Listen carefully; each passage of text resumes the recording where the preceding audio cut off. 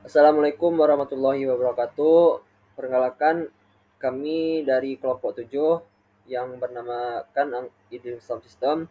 Di sini kami beranggotakan 3 orang. Yang pertama yaitu Arif Rahman dengan NIM 2207386, itu saya sendiri. Yang kedua Ferdi Angga Ramadan dengan NIM 2207316. Yang ketiga Noval Afisa Gilbert dengan NIM 220730107. Baik, di sini kami akan membahas tentang Leading System. Yang pertama itu ada daftar isinya. Daftar isi ini ada beberapa poin. Yang pertama itu latar belakang kenapa Leading System ini kami angkat. Yang kedua itu tujuan dan manfaat kami mengambil hal ini. Yang ketiga rumusan masalahnya. Yang keempat, apa itu ISS, Leading System, atau pengertiannya. Yang kelima, manfaat dari Leading System ini. Yang ketujuh, komponen-komponen dari ISS. Yang ketujuh, cara kerja ISS. Yang kedelapan, jenis-jenis ISS. Yang kesembilan, keunggulan dan kelemahan dari subsystem. Yang kesepuluh, kesimpulan. Baik, pertama kita masuk ke latar belakang. Latar belakang kami mengangkat ide subsystem ini adalah dalam beberapa tahun terakhir, kebutuhan masyarakat terhadap kendaraan bermotor semakin meningkat, terutama sepeda motor yang menjadi salah satu modal transportasi paling populer dan efisiensi di berbagai negara, termasuk negara Indonesia sendiri. Seiring dengan meningkatnya jumlah kendaraan bermotor, muncul pula berbagai permasalahan lingkungan seperti polusi udara dan konsumsi bahan bakar yang tinggi. Untuk mengatasi hal tersebut, produsen sepeda motor mulai mengembangkan teknologi yang ramah lingkungan dan hemat energi. Salah satunya adalah Leading Subsystem atau bisa disebut ISS. ISS pertama kali diperkenalkan oleh produsen mobil di Jepang pada tahun 2000-an dan terus berkembang hingga saat ini. Teknologi ini menjadi semakin relevan seiring dengan meningkatnya permintaan konsumen akan kendaraan yang hemat bahan bakar dan ramah lingkungan. Yang kedua, masuk tujuan dan manfaat dari kami mengambil judul ISS ini. Tujuan dan manfaatnya yang pertama yaitu untuk memahami tugas dari mata kuliah kontrol elektronik sepeda motor. Pemahaman bahan bakar ISS dapat mengurangi konsumsi bahan bakar secara signifikan dengan mematikan mesin secara otomatis saat sepeda motor berhenti, misalnya di lampu merah atau saat terjebak kemacetan. Mesin akan menyala kembali hanya saat pengendara siap melanjutkan perjalanan yang mengurangi pemborosan bahan bakar. Yang kedua, mengenal dan memahami pengertian leading subsystem. Yang ketiga, memahami cara kerja leading subsystem. Yang keempat, memahami komponen dari leading subsystem.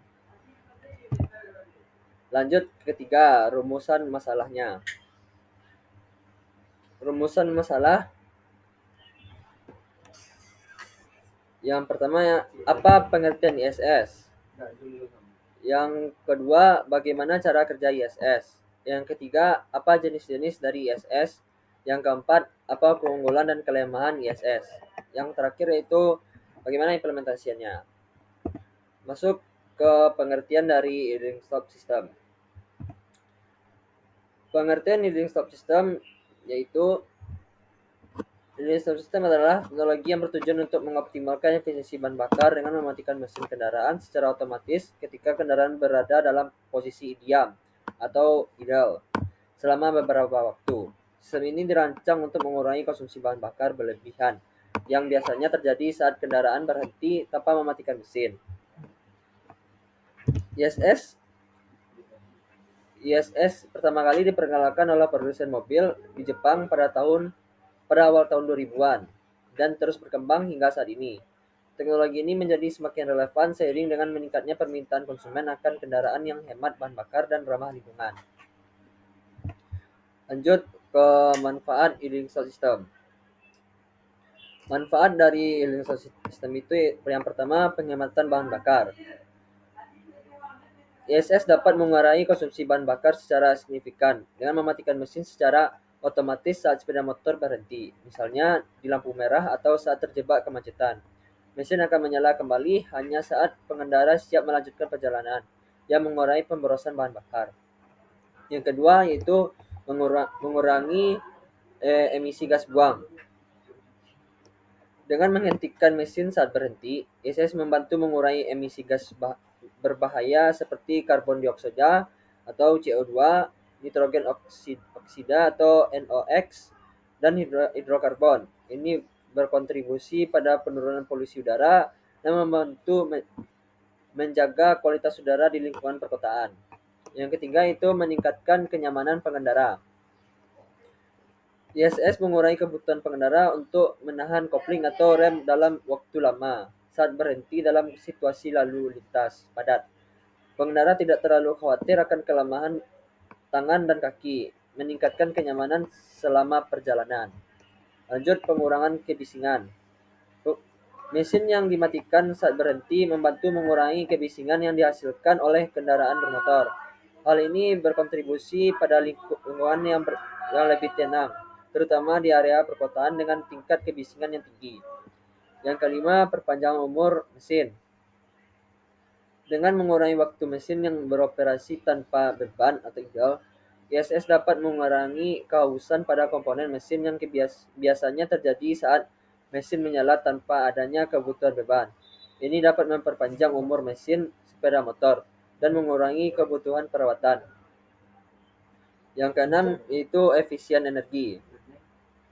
Selain bahan bakar, ISS juga dapat mengoptimalkan penggunaan energi dalam kendaraan dengan menghentikan konsumsi energi saat tidak diperlukan, seperti saat sepeda motor berhenti dalam lalu lintas. Yang tujuh, mengurangi dampak lingkungan.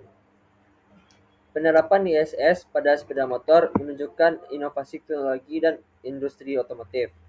Ini tidak hanya membuat sepeda motor lebih efisiensi dan ramah lingkungan, tetapi juga menambah nilai jual bagi produsen yang mengadopsinya. Selanjutnya yaitu komponen idling stop system. Materi ini yang akan dilanjutkan oleh rekan saya, yaitu Noval Afesa Gibar. Pada Noval Afesa Gibar, dipersilakan. Baiklah, saya akan melanjutkan membaca materi. Selanjutnya, komponen idling stop system atau ISS. Yang pertama ada ECU. ECU adalah pusat pengendali sistem ISS. Komponen ini bertanggung jawab untuk memproses data dari berbagai sensor kendaraan, seperti sensor kecepatan, rem, dan suhu mesin. Yang kedua, ada sensor kecepatan atau speed sensor. Sensor ini mendeteksi kecepatan kendaraan saat kendaraan berhenti total. Sensor ini mengirimkan sinyal ke ECU untuk mematikan mesin. Yang ketiga ada aktuator starter. Aktuator starter bertugas untuk menyalakan mesin kembali secara otomatis dan cepat saat pengemudi ingin melanjutkan perjalanan. Dan selanjutnya ada sensor posisi gigi atau gear position sensor.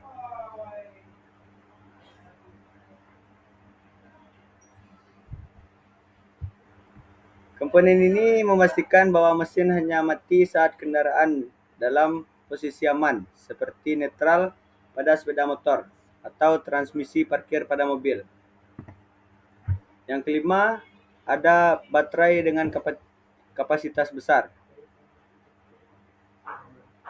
Baterai ini dirancang khusus untuk mendukung penggunaan listrik selama mesin mati, termasuk untuk sistem AC, lampu, dan perangkat elektronik lainnya.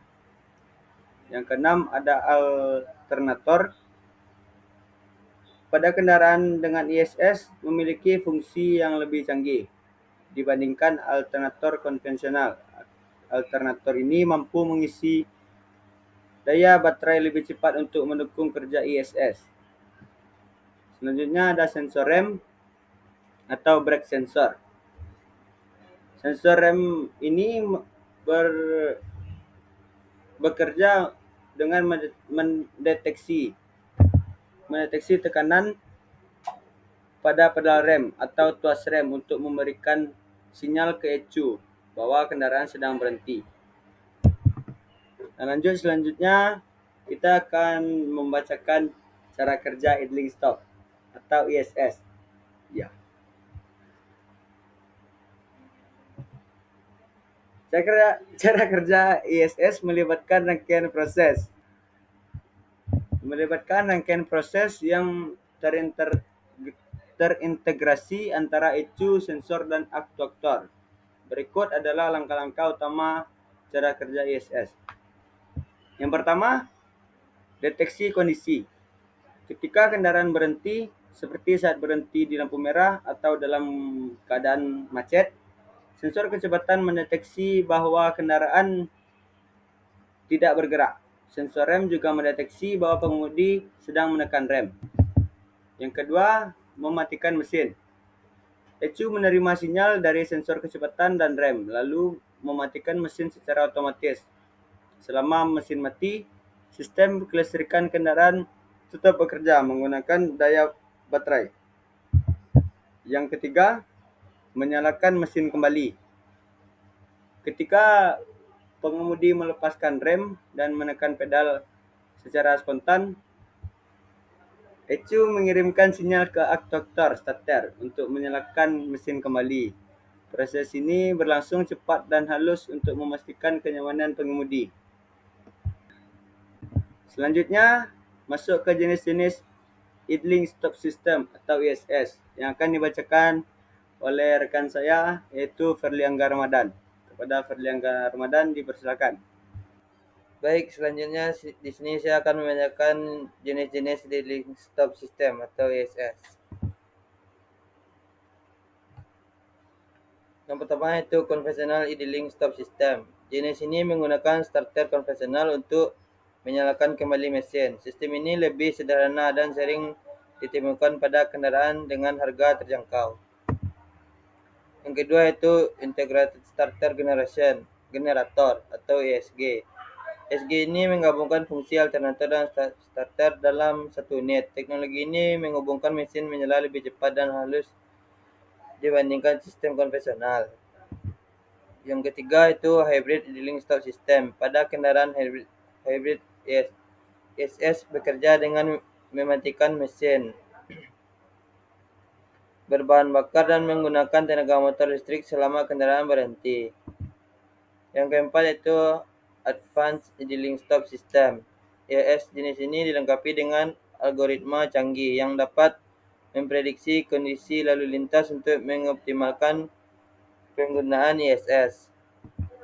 Selanjutnya itu ada keunggulan dan kelemahan ISS. Yang pertama itu mesin otomatis mati saat berhenti beberapa detik, misalnya di lampu merah, dan langsung menyala saat gas ditarik.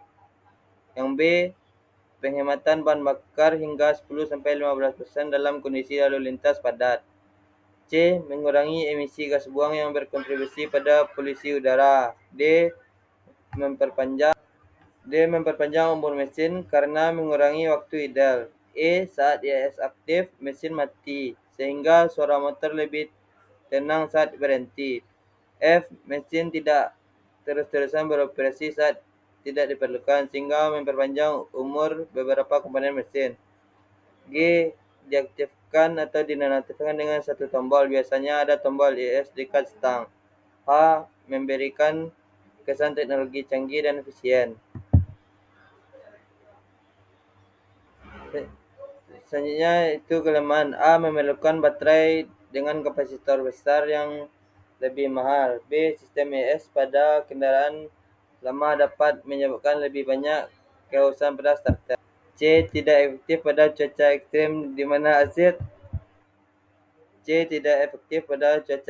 di mana AC atau pemanas harus tetap bekerja penuh. D, karena ISS sering menghidupkan mesin otomatis, sistem ini sangat bergantung pada kondisi aki.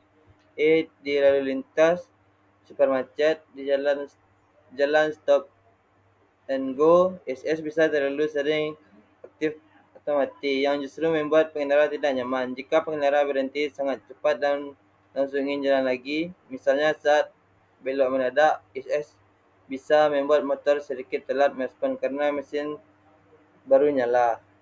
Baik, selanjutnya di sini akan dilanjutkan oleh teman saya. Baik, mungkin hanya itu yang bisa kami sampaikan dari materi kami. Adapun kesimpulannya yaitu Leading Stop System atau WSS pada sepeda motor merupakan teknologi inovasi yang memberikan berbagai manfaat signifikan, baik bagi pengendara, industri otomotif, maupun lingkungan. Dengan cara kerja yang otomatis, mematikan mesin saat sepeda motor berhenti dan menghidupkannya kembali saat perjalanan dilanjutkan, ISS berkontribusi pada efisiensi bahan bakar yang lebih baik, pengurangan emisi gas buang, serta kenyamanan pengendara. Mungkin hanya itu dari kami, dari kelompok 7, kelompok Leading Stop System atau ISS.